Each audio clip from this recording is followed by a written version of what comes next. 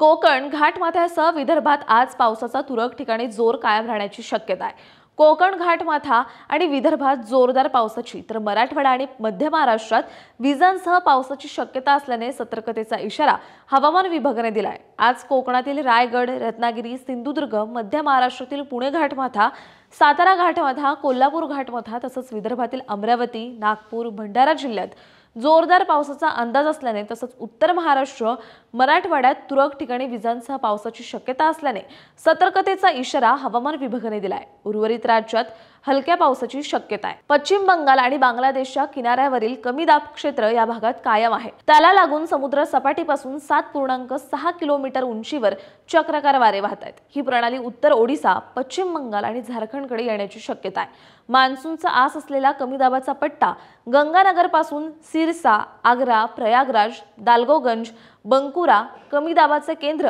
ते आग्नेय बंगालच्या उपसागरापर्यंत सक्रिय आहे। राजस्थान आणि परिसरावर चक्राकार वाऱ्यांपासून कमी दाब क्षेत्रापर्यंत आणखी एक कमी दाबाचा पट्टा सक्रिय आहे। मध्य अरबी समुद्रात चक्राकार वारे वाहत आहेत।